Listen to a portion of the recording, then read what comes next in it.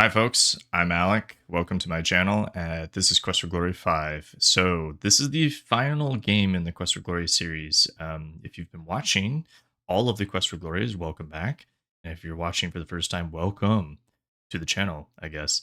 Um, we started this. I started playing Quest for Glory in June of last year as a fighter named Conrad. This game is probably the reason why I started this whole playthrough to begin with.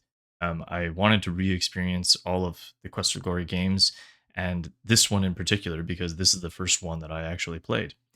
It's a bit controversial and a bit weird because people don't like this one that much, from what the internet tells me, and I understand why, because the art style changes so much. So you go from this beautiful 2D pixel art to, let's see if we can find it, these lovely 3D graphics. I think it's actually kind of charming, but what do I know, right? I'm weird. I mean, these are beautiful, undoubtedly, right? I'm not going to be able to recap everything that has happened. I urge you to go watch the other playlists, the other series. They're a bit janky. I was figuring out my setup along the way, but we're here now, and we're gonna play through Quest of Glory 5. So just a few notes about the way that I do things on the channel. I try not to edit anything, so that's good and bad. Sometimes there's some downtime, but I think that's kind of fun, right? Like, what am I going to talk about when we're just grinding or just going from place to place? So if you are looking for like a highly edited situation, there's other videos I'm sure on YouTube where people do that. What are the other rules? I try and role play as much as possible. So it doesn't mean I'm going to be speaking in character necessarily. It just means I'm going to be asking what my character would do and try to do that. Okay, I'm really into that. And even though I'm not necessarily good at role playing all the time, I try. Okay. And then the last rule is that I don't save scum. I'm not going to reload my game to get a better outcome. There's a few exceptions to this. So, like if I die, obviously I'll reload. This isn't an Iron Man playthrough at all, but it just means that I'm gonna just commit to whatever decisions that I take while I play the game. Okay. I will do just a quick recap. Where we left Conrad in Quest for Glory 4, he got whisked away from being celebrated as a hero in Mordavia by his old friends Erasmus and Fenris. Okay, those are characters from the first game. It's a wizard and his rat familiar, and he was pulled somewhere. We don't know where. Um, Conrad is a paladin. He started out as a fighter, but became a paladin under the tutelage and mentorship of Rakeesh in Quest for Glory 2. So he's slowly been becoming more interested in magic over the course of the series. He started out kind of very superstitious of magic, but he has warmed to it over time as he's seen how useful it actually is for fighting off evil and being an awesome hero. That's what it's all about. Conrad himself is a bit of a meathead, though. He's kind of a buffoon, but he tries really hard. So I think, look at him. He's got his hands on his hips. This is just what he is. He gets into mischief. He's just an all-around lovable guy, and for some reason, his intelligence keeps going up in every game. So I envision him as being, like kind of a jock at the beginning. Um, but despite my best efforts, he's just getting smarter. So I have to roleplay him as like this guy who's gaining wisdom, just despite himself. We're gonna just go ahead and start now, okay? So hold on to your butts. Oh man, it's gonna be such an experience, guys.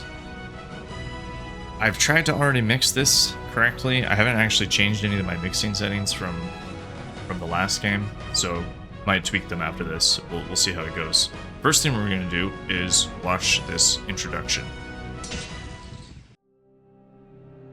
Silmaria was a peaceful kingdom nestled among 100 islands until the dragon came. The beast rose from its ancient lair and plunged the land into chaos. 7 pillars were raised and enchanted with spells from ancient scrolls. The pillars were placed throughout the kingdom. As each one rose, the dragon became weaker. This powerful enchantment drove the dragon into its lair. But remember, dragons live a long time, and once angered, they do not forget. Years of peace have come and gone, and most have forgotten the dragon's reign of terror. But there are those who do remember. And for one in particular, the past is seen as the key to the kingdom. I have seen a vision that the blood of a murdered man will break the ancient spell and free the dragon from its tomb. And as the pillars fall, dark fingers of evil will reach out across the land.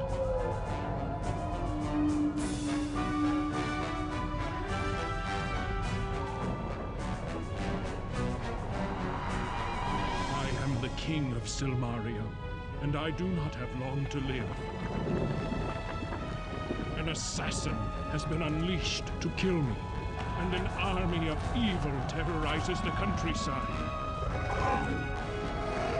Silmaria must have a new leader, and the dragon must be destroyed forever. Only a hero can save the kingdom. I pray one will come in time.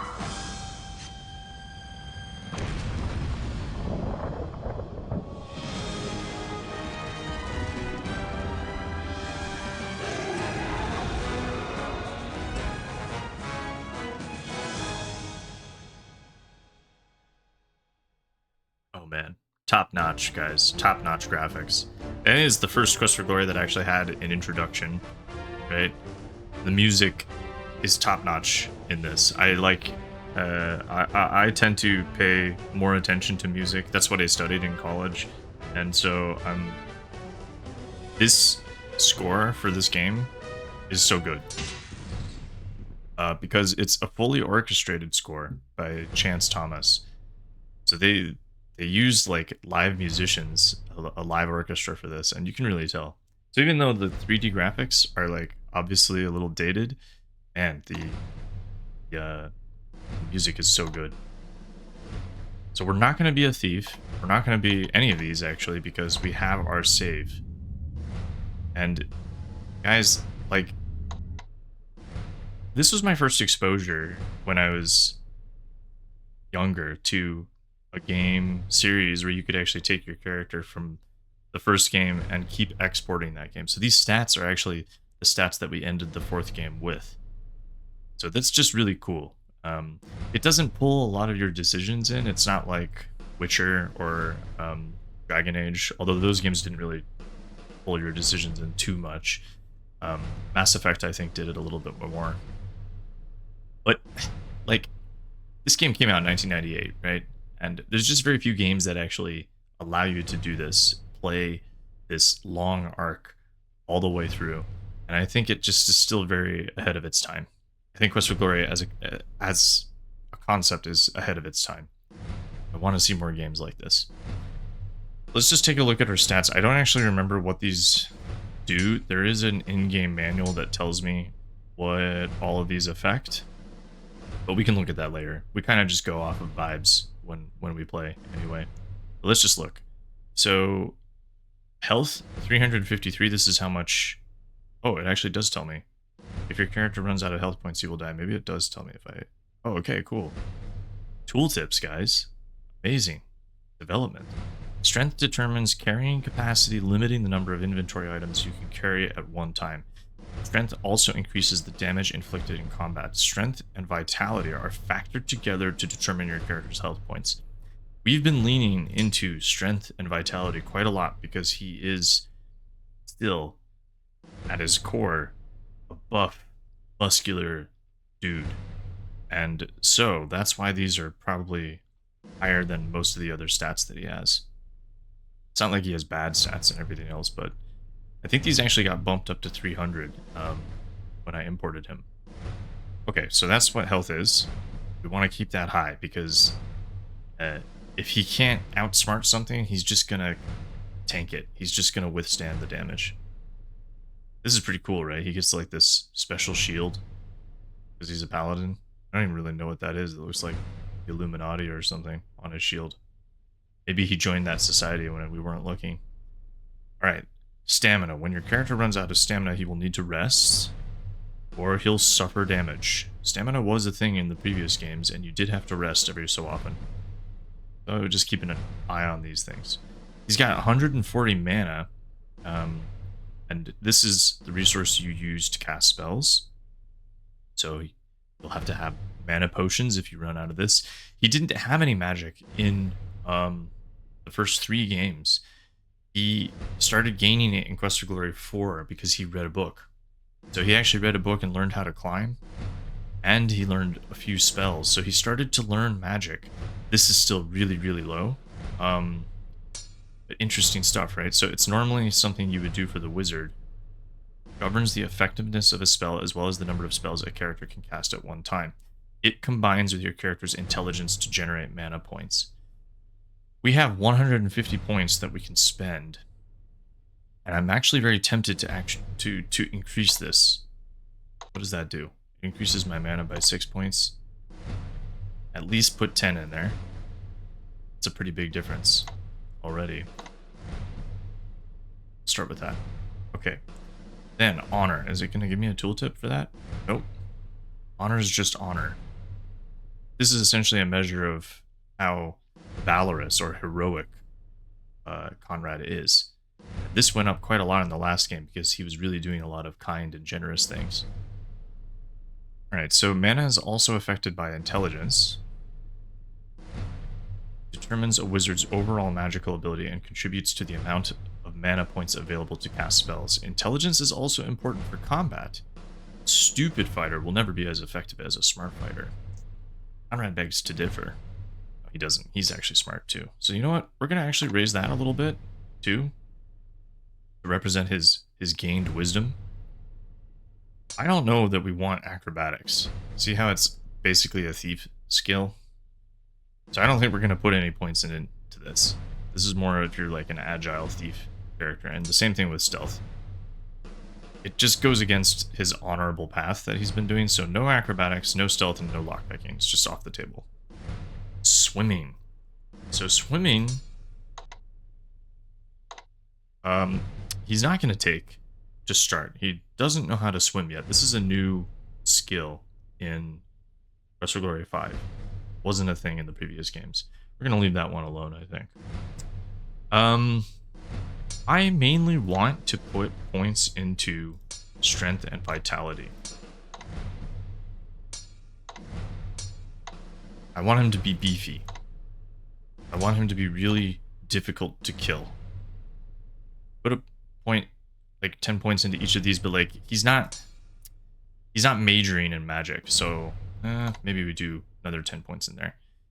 Then we have these. Offense determines your accuracy and the amount of damage done with a weapon. Okay, so we'll put that up. Defense. Blocking an attacker trying to dodge. Alright, another 10 points into that. I don't think he needs too much agility. He's slower than a thief character would be, I think. He's not super graceful. I'm going to leave that at 320. I think it's more funny if he's a bit clumsy. Then throwing. I think we're going to bump that one up a little bit too. So should we get this all the way to 400? Okay, you can't start out with any skill above 400. Let's just max out strength and vitality to that. And everything else he can grow naturally. So if you haven't seen the other series, it's kind of like the Elder Scrolls games. You have to practice your skills to actually raise these in the game. There's no leveling up or anything like that. They just go up naturally as you do tasks. Anyway, I think that's enough time on the character screen, so let's jump in. So, dear boy, the reason Fenris and I brought you here is this. You are a hero. And so, in the grand tradition of all heroes, you need to go where you are most needed. That happens to be Silmaria at this moment. The former king was assassinated a short while back. We have no idea why this was done or even who did it. Thus, you were summoned. Silmaria needs a new king, and thus the rite of rulership is about to begin. This rite will determine the next ruler for the kingdom. We would like you to enter the Rite of Rulership. It is the most likely way to find the villain behind the nefarious deeds going on in Silmaria. If you choose to accept this mission, you will need to go to the Hall of Kings to speak with Logos, the centaur who is in charge of Silmaria right now. You will enjoy Silmaria. I am certain you will meet some old friends and make new ones. This is an interesting city, and these are interesting times. I've arranged for you to stay at the most amusing inn in Silmaria. Would you like to go there now, or are you ready to head into danger? Well, would Conrad just go straight into danger? I don't really see why. Normally when he starts these things, he wants to get a lay of the land, right? So I think we're just gonna go straight to the town. I think that makes the most sense. There's no reason to just go fighting yet. But he had a pretty stressful time in Quest of Glory 4, so I think he needs a little bit of rest. There we go, teleported away. Guys. So I think my cursor should be changing here, but it isn't. This interface is totally different from previous games. Here we go. Options. Controls. I do want to actually show the compass. I kind of like that. Oh, there's a bordered window. Mode. Why is the game so easy? I guess we'll just leave that there. I'm going to turn up the detail all the way because I want to see more effects. And am I going to change? I'm going to leave this like this for now, I think, until I just get used to the controls again, because the controls are pretty wacky from what I remember. Default movement walk. I remember as a kid changing this to run. Let's start with walk for now. Now we see this compass that we have here, and we see a time. It's going by. I love this. He's folding his arms. So this is the way to get to your character sheet. You can rest, and you can only rest for an hour. You can't rest for increments of 30 minutes or longer than that, or rest until evening. So I guess it's just an hour. This music, Silmarian Meanderings, I think that's what it's called. It's a classic. We got some score here, I guess. I don't think this is gonna mean anything. I've completed no deeds. Okay. Right. So I think that's it for options. So basically you switch between these two things to control the world. Look how stiff he's walking. Honestly, it fits his character. If you want to look at things, you change this. Right. Or you can right click, I guess, too. This looks like a wizard's hat. Do you suppose it's magical? Duh. There's no voice narrator in this game anymore, so it's actually a bit of a regression into Quest of Glory 3, but I don't mind, actually. I enjoy having a little bit of narration, too. Things. A pack of palms parades properly in place. This is Nob Hill, the ritzy section of town. You hobnob with the nabobs here. Sort of reminds you of a song, like a bridge over quiet waters. I actually just watched The Graduate recently. I don't even know if that song is in that, but this rock is ignorant that it is igneous. So I think this is the way to get back to Erasmus's place. I don't really know why Erasmus is here in Silmaria, to be honest. Can't look at this guy. This is a very strange area. You have a strong suspicion that magic is involved here. So I'm controlling with the mouse right now, but you actually can also control with, look at this, with the arrow keys. I walk around like this. And it's so old, actually, that it doesn't use the WASD keys. I could probably change those if I wanted. But I don't think I'm going to. Oh, I can also do it with the numpad. Maybe that's the way to do it. This, like a sidestep. my god. Back up. It's forward. Okay, see, he doesn't have any weapon equipped. Come to the front of the camera, Conrad. It's just punching.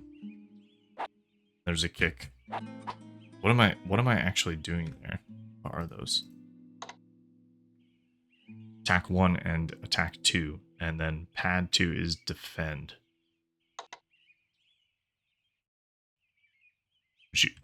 Which you can't do if you don't have a shield equipped. So, pick your... How do I equip this? I like it. This is such a cool inventory screen too, actually. This magical sword is a symbol of honor. It mirrors the purity of the Paladin soul, so we still have this. Equip that, obviously. So you can do this, like a thrust, and then a chop. Yeah, I remember this now. Unequip. Okay. So yeah, a hotbar instead of like a skill bar at the top. Then this is everything that we are carrying, along with cool 3D animated things. Drachmas, the gold coin, seems to be the only money used in Silmaria. We have pretty high carrying capacity, actually, because we're so strong. Have that. Here's our magical shield. I don't know when we got this, actually. So you can pull these down to the icon bar, or toolbar. This I think we're already wearing. Now we are. Okay. Cool. So that, yeah, we should just have that on. Should we have it on? Actually, you know what? Let's roleplay this. He's in town, so doesn't need these things equipped. Tinderbox. We can light fires. That was kind of ominous. And some fruit. Fruit is a nutritious supplement and significant source of fiber in your daily diet. That's true. Now look at all these spells. I was not expecting Conrad to have so many spells when he started this game, but he does have them. So he has Force Bolt. I don't know when he learned these. I don't actually think he should know these. These are spell, like, this is from Quest of Glory 2. You would have learned it there. Flame Dart is from the first game. Frostbite we did learn. Oh my god. Cloud of cold that can harm things caught within its field. So I think the game just assumed that because I knew magic, I would just automatically have all these spells. But you know what? I'll take it. So maybe Conrad just picked up a few more of these. This one's great. This one just allows you to, like, not do combat at all. This one we learned from Baba Yaga in Quest of Glory 4. Detect magic. Protection. Protect from undead spirits. We got this from the gypsy camp. Zap. Basically enchants a weapon. And then we have our paladin spells. These are all like normal magic spells, and then we have paladin spells here. Pretty good stuff. Magic ward. Alright, anyway, so maybe eventually we'll pull those down into the toolbar, but not right now. Wasted too much time. This rock platform is perfect for basking in the sun. Looks like a good place for cats. Judging from the huge paw prints in the sand, it's a favorite spot for a really big kitty.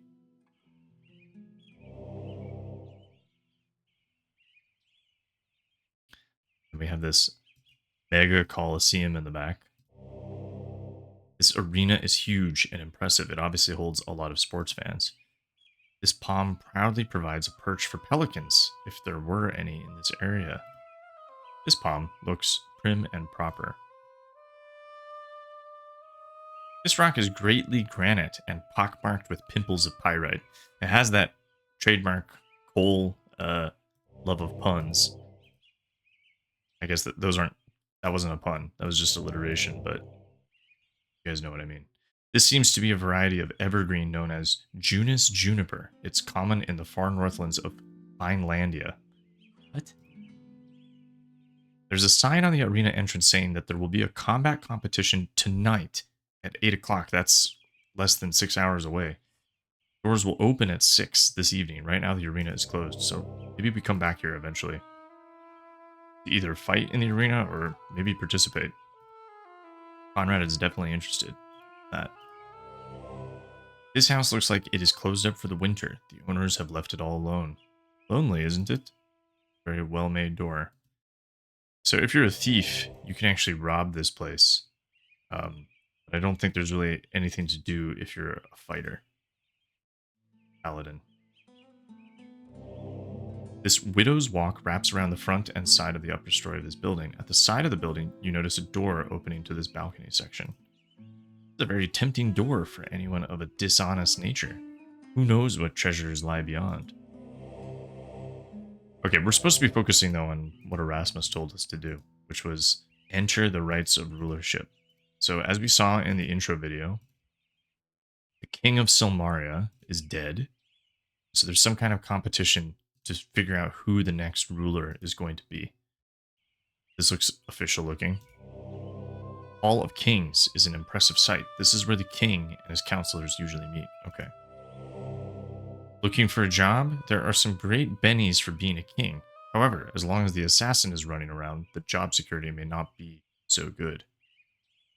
The guard is watching you with a pugnacious look. Definitely has a bad attitude. This guard's face shows irritation. It's not a pleasant expression.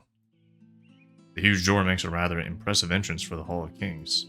These flags proclaim that this is the center of government for the city of Silmaria. Okay. Talk to these guards, I guess. You may enter the Hall of Kings now. Okay. That's that.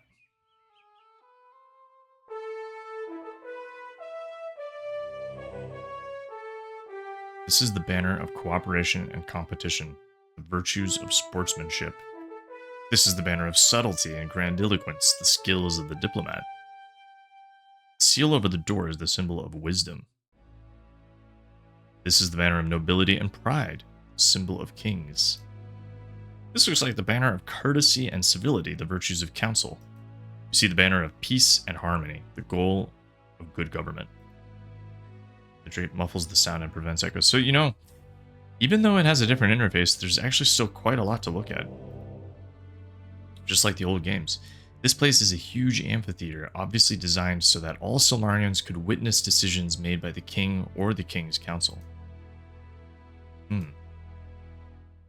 Alright, let's go in. They were expecting me for some reason.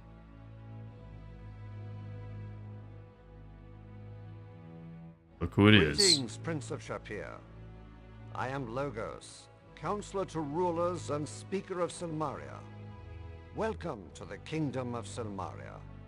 I have heard much of you from your friends Erasmus and Rakeesh. Greetings, my friend. It is good to know that you are here. This land needs a hero of your abilities. I trust you understand why you were summoned here. The Rites of Rulership need one more entrant before it can begin. All other competitors are worthy individuals. However, I suspect that these rites will be more dangerous than they are intended. We believe that the one or ones who assassinated the King of Silmaria will attempt to make certain the contestant they support will win. You must understand that your life will be in grave danger from the moment you enter the Rite of Rulership. We will be doing everything we can to stop the assassin, but you need to be wary. Hero of the lands of Shapir, Tana, and Mordavia, will you enter the Rites of Rulership? Absolutely. Does time keep passing while I'm in dialogue? I guess not. Good. So, they've consolidated the dialogue UI, so you don't click on yourself anymore to talk.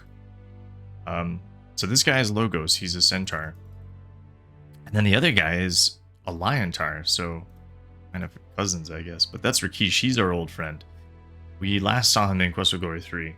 I don't know why he's here. I don't know how everyone got here. Like, I guess they just go where they need to go and then summon me.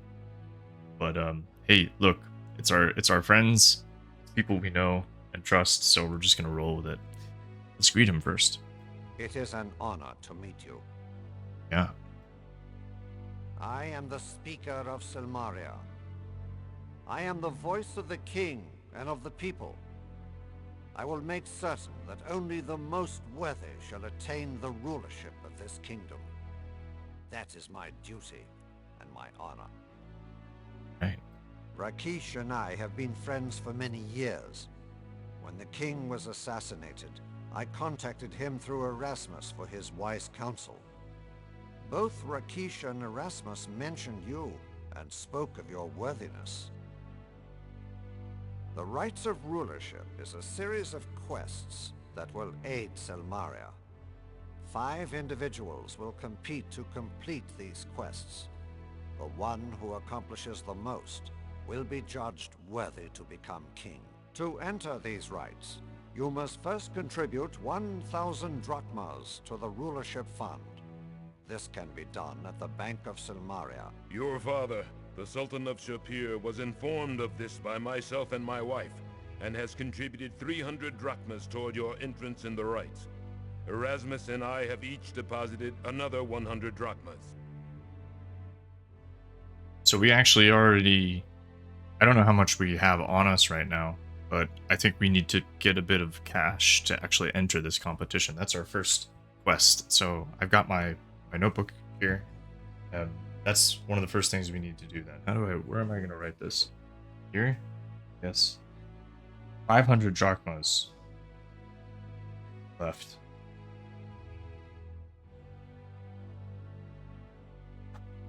Okay.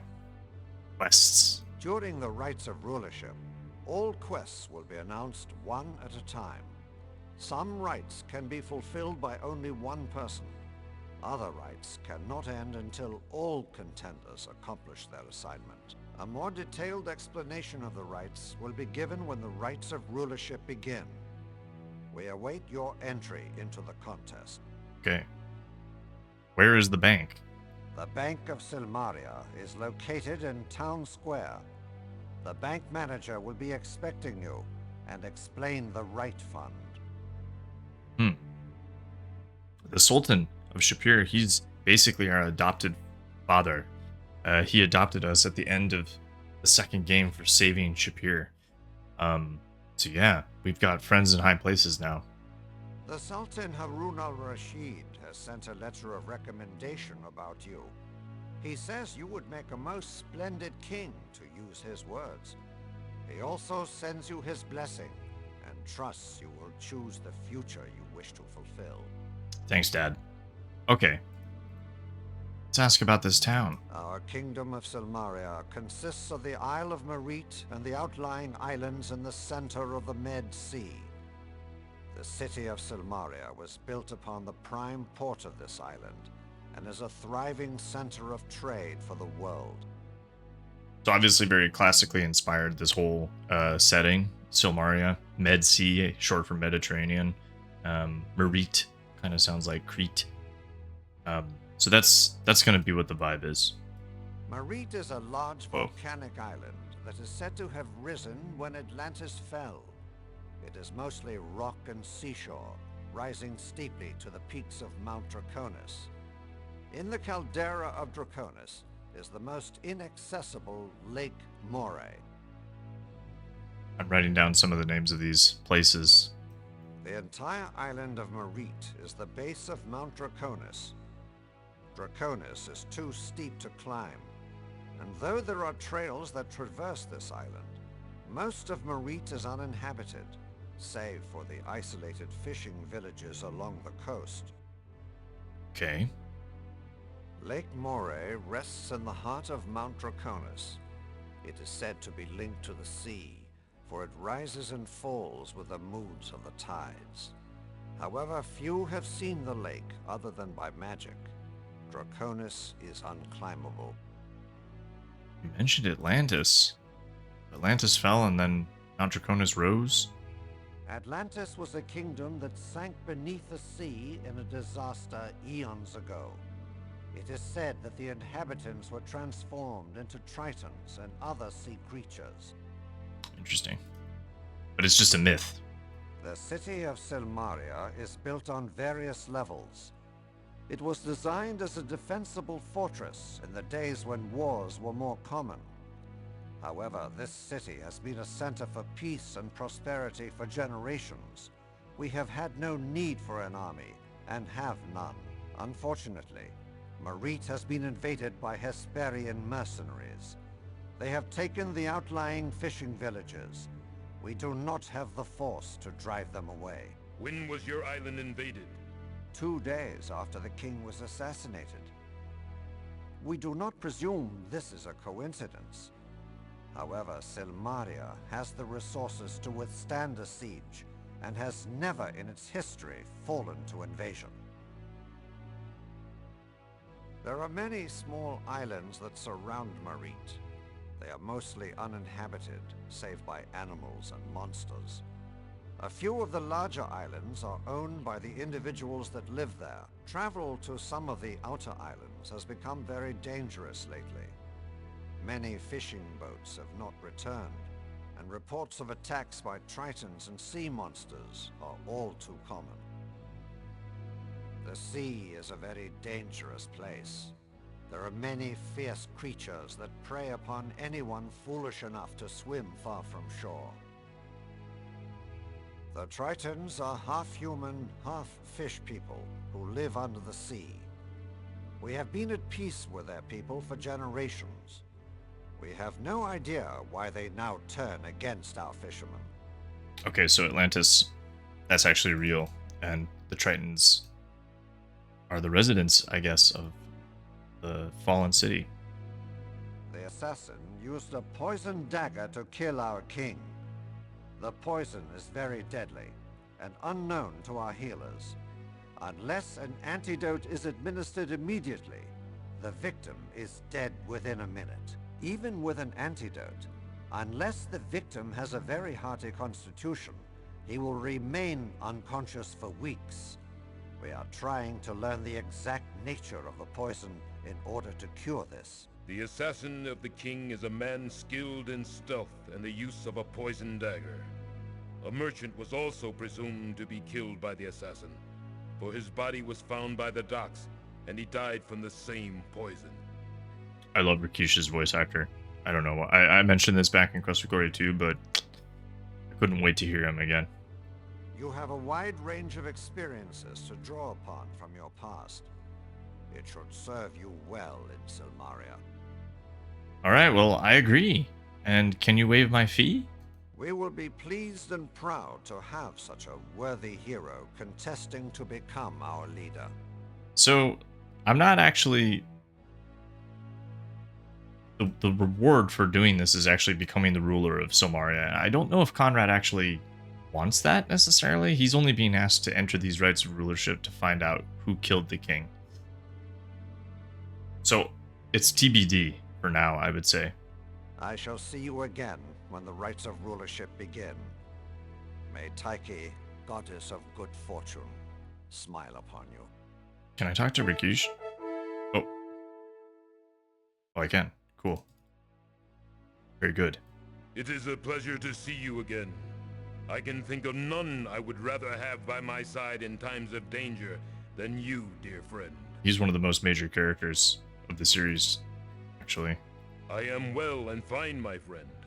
We can speak later of these matters and of old times. You will find me during the day basking in the sunshine near the arena, on the other side of Nob Hill from here. So that was what that platform with the big cat paw prints was. Logos and I first met in Thebes, when he was a young scholar and I was just earning my warrior rank. I had journeyed there to study the riddles of the Sphinx. I mistook Rakeesh for a Sphinx when we first met. When he contacted me about the assassination and the invasion, I had a bad sense that things were even worse than they appeared. Thus, I came here. Okay.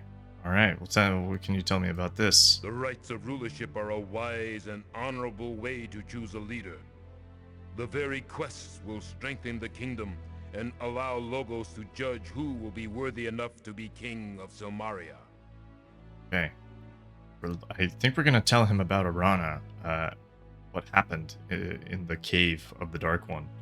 I assume that's what's gonna happen here. Like her soul was trapped still, I think, by the Dark One, and we released her. Tell how you freed the soul of the wizardess Arana from the darkness of Avuzul in Mordavia. I sorrow to learn that Irana is truly dead. She was a paladin in all but name, and the world has lost a great goodness. I rejoice, though, that her soul is free. Thank you for your words. There's even like a little sad face. The expressions do change slightly. Alright, Silmaria. Silmaria is a lovely city. I have visited Logos here before these tragic occurrences. It reminds me of my homeland, Tarna. You should take some time to explore and enjoy yourself while you are here. Absolutely, I will. I'm going to the arena tonight, actually. I will see you soon, my friend. Okay, well, we could take a look at a few other things, but I think I'm at my time. So we'll take a look at all of this and then we'll leave. Wait, look. Conrad, what? This raised area is designed so that the speaker can address everyone, yeah. This banner represents health and long life, the hopes of the individual. Ooh. Banner of Paladins, honor and humility. Strengths of the city guard, courage and valor. Banner of truth and honesty. Symbol of justice and law. Have a crest, the Silmarian crest. The white hair in his mane shows that your dear friend Rakeesh has aged since last you saw him, but he still bears the unmistakable aura of strength and nobility. White hair! Logos looks like a dignified and trustworthy centaur. There's this issue of time, actually. Or anything. In Gross, I was trying to figure out actually how much time had passed since, like, the first game. And white hair makes me think that they want a lot of time to have actually passed. He did not have white hair in Quest for Glory 3. Alright. So I think next time we're going to take a look at this bulletin board. This is a classic thing. We're going to save it there. But we already have our first mission. We know we need to raise 500 drachmas. Oh, actually, let me just see how many I have. I've got 200, so I need 300 more somehow. That's actually our first order of business, so we can enter the Rites of Rulership.